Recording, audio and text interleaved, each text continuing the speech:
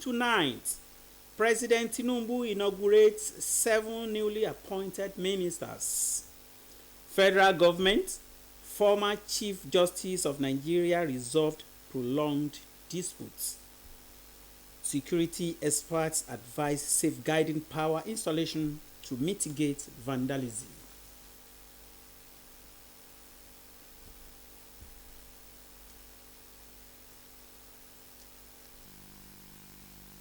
Good evening and welcome to NTA Ijebu-Ode News at 7. My name is Anthony Gadon.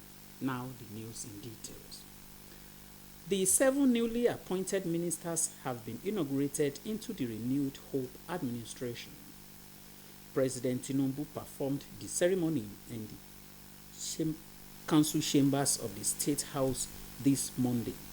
The new ministers are Idi Mukhtar Meiba, Livestock Development, Bianca Odumegu Ojukwu, Minister of State Foreign Affairs, Suweiba Said, Minister of State Education, Yusuf Abdullahi Atta, Minister of State Housing and Urban Development, Jumoke Oduwole, Trade and Investment, Netawa Iwaida, Humanitarian Affairs and Poverty Reduction, and Muhammadu Meigari, Dingyadi, Labour and Productivity. President Tinubu thanked the ministers for accepting to serve as his administration engaged with the re-engineering of the economy. He encouraged them to be resolute and bring in their best for the benefit of the nation. On the edge of bankruptcy, that is the truth. And you are called upon to join the team to rescue this country.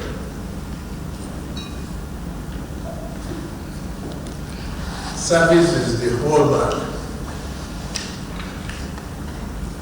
of this one endeavor we are being called upon. Despite the challenges, we face the job of re-engineering and retooling the economic part of this country. For us, it was a challenge when a nation was servicing its debt with 97% of its revenue.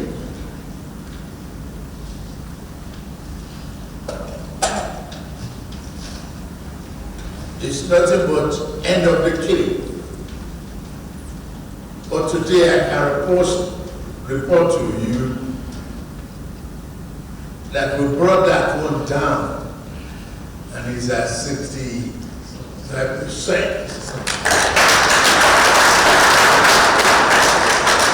We have never defaulted in paying our obligations. We meet all obligations, both foreign and domestic.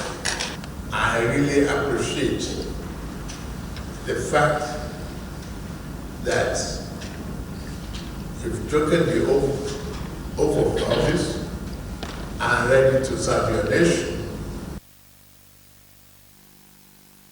The National Chairman of Nigerian Association of Women Journalists, NAWJ, Haji Aishat Ibrahim, has inaugurated a new set of executives that will pilot the affairs of the Kwara State chapter for the next 3 years.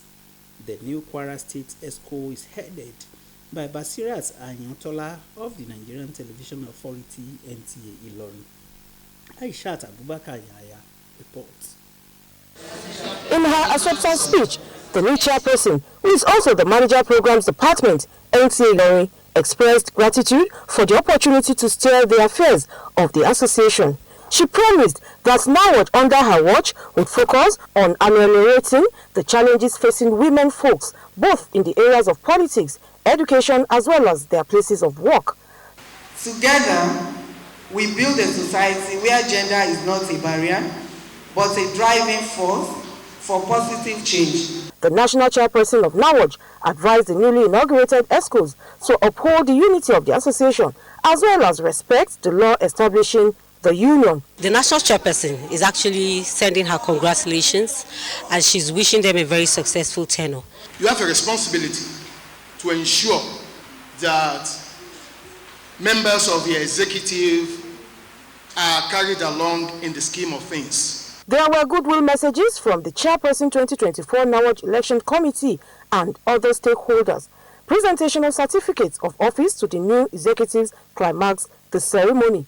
Aisha Abubakar Yahaya, NTA News. The Court of Appeal has ordered the unfreezing of the former Chief Justice of Nigeria, Justice Samuel Walter Onohen's bank accounts in Standard Chartered Bank, Wuse, Abuja. This was after the court discharged and acquitted Onohen from the charges preferred against him in 2019 for not properly declaring his assets, leading to his removal from office and the freezing of Onohen's bank accounts. The consent judgment is the outcome of settlement terms reached by counsel to the federal government and the former Chief Justice of Nigeria. The former Chief Justice of Nigeria had challenged his conviction and removal from office at the Court of Appeal.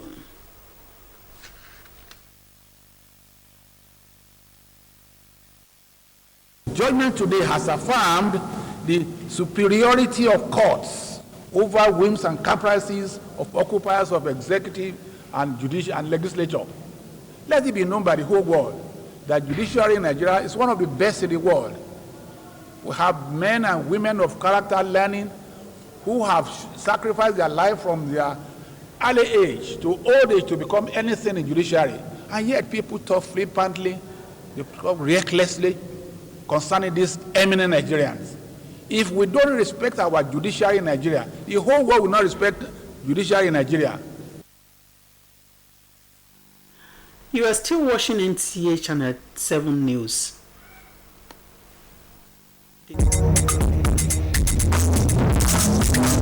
Arẹ́gbẹ́bínà Ọbaládé, àgbà ọ̀dọ́ àtọmọdé, jákèjádò àti gbèdé, NTA Ìjẹ̀bú Òde.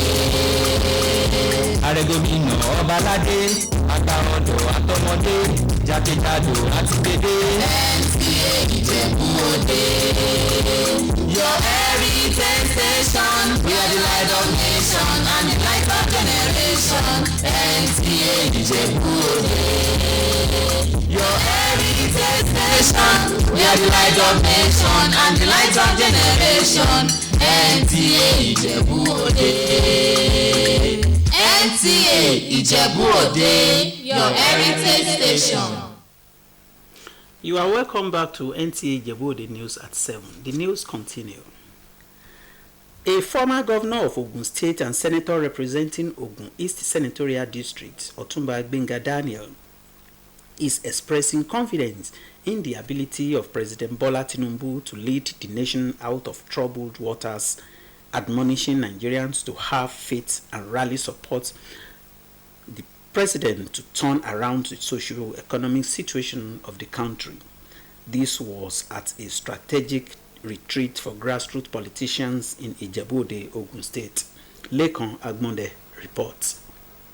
Passionate desire to enhance the leadership capacity of Nigerians aimed at positively impacting the socio-political landscape, Senator Gbenga Daniel established the Political Leadership Training Institute 14 years ago with significant results. This strategic retreat is with the theme Capacity Building for Optimum Delivery. Senator Gbenga Daniel believes that with collective effort of all Nigerians, the future is guaranteed under the leadership of President Bola Tinubu. Without any doubt, it's clear that he met a lot of challenges. He has two choices. If he's not a bold person, he can just continue to ride on, and then at the end of the day, what happens? But that he is able to stand firm to say, no, let us rearrange the policy. We should press him. I have no doubt in my mind that after all this process, the situation will be a lot better and things will settle. Participants describe the experience as worthwhile. Imparted knowledge as far as 3 forms of government in Nigeria on people.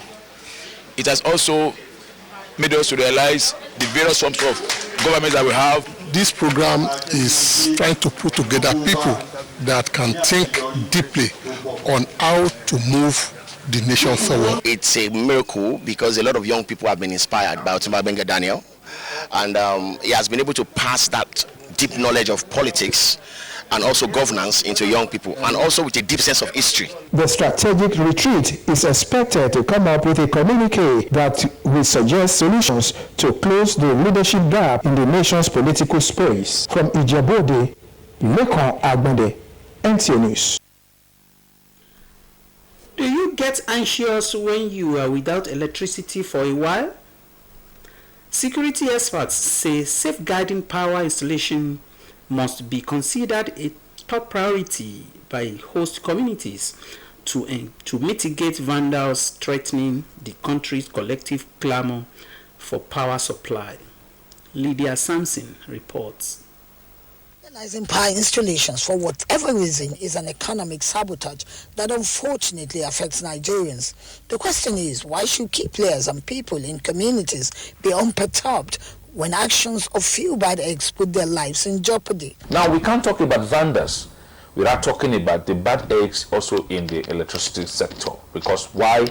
For you to successfully go up, take cables and do all of that, you need an expert in that line to guide you through. We need to also find a monitoring and tracking system that can help us to easily mitigate from where we are to where we're supposed to be.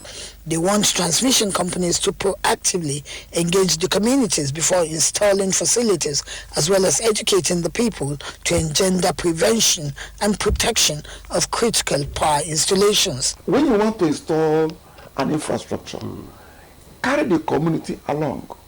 You do a mapping of the area. Who are those that originally own this land? Now, if you put a power line on my street, they say the AEDC or whatever now has right of way. I'll be denied access to it. Sometimes by force, sometimes no compensation is paid. The community, before these things are installed, have to be carried along. They are emphatic that leveraging technology for tracking trunks having issues rather than spending much more money to repair vandalized installations, interagency cooperation and centralizing information, they insist must be encouraged. They want perpetrators punished to serve as deterrent. In Abuja, Lydia Sampson, NTA News. Now to sport. Defending champions Rivers Hoopers defeated Hopes and Reed 80-78 in a keenly contested game on the last day of the Atlantic Conference in Benin on Saturday. Ahmad Zango tells us more on Sports Update. Triumphed in the Atlantic Conference playoff, narrowly defeating the rivals Hoops and Reed 80-78 in a thrilling match at the Samuel Obemudia Stadium in Benin City. The 5-time winners of the MBBF Men's Premier League preserved their unbeaten record, though they faced stiff competition from the Lagos-based opponents. The competitive nature of the game carried on into the third quarter, where Rivers Hoopers relied on 3-point shots to stay ahead at 60-53, although Hoops and Reed made a determined push in the final quarter. Rivers Hoopers managed to secure the win. The Kingsmen will head back to Port Harcourt to prepare for the final 8, scheduled to take place from November 13 to 19 at the venue yet to be announced. Meanwhile, Ikorodu City FC put an end to Rivers United unbeaten run with a convincing home victory in their MPFL match day 10 clash. In Ekene, a single goal from Michael Ebe and Remo Stars 3 points against Lobby Stars. Gordon Obaje scored twice for Rangers International, ensuring that Nasarawa United left empty-handed, while Niger Tornadoes defeated Shooting Star 2-0 in Mina. In the Oriental Derby, Heartland FC triumphed over Abia Warriors with a solid 2-0 at the Umuahia Township Stadium. Bendel Insurance emerged victorious against Sunshine Stars with a score of 2-1, and Kano Pillars grabbed a late victory over Plateau United. Aqua United secured a 2-1 win over Kwara United, while Eimba FC played to a draw with Bayelsa United in Yenagua. El Kanemi Warriors continued their unbeaten streak by defeating Katsina United 2-0. In other news, MFM Women's Basketball Club is in Monrovia, Liberia for the FIBA Africa Zone 3 qualifiers for the club championship, which starts on Monday. 7 teams are competing in the championship. Nigeria and Cote d'Ivoire, along with host Liberia, each have 2 clubs participating, with 7 teams hailing from the Republic of Benin. Nigeria's other representative is the custom team from Abuja. The MFF squad includes 4 players who have secured Nigeria's place in the Under-18 World Championship in Serbia, scheduled for 2025. Kaftuwando Hamban Mavis led the Under-18 team, joined by Haminatu Ayoka Ayodeji, Idumabo Beji Pius, and Abigail Isaac. MFF successfully retained their title from last year in Lagos after defeating Nigeria Custom. For sport update, Amazongo, NTA News. That is the end of the news tonight. But before we go, a quick take at the highlights again. President Tinubu inaugurates 7 newly appointed ministers into his administration. We also told you that federal government, former Chief Justice of Nigeria, Justice Walter Onohen, resolved prolonged disputes. And that ends the news. Join us tomorrow for another interesting package. Good night.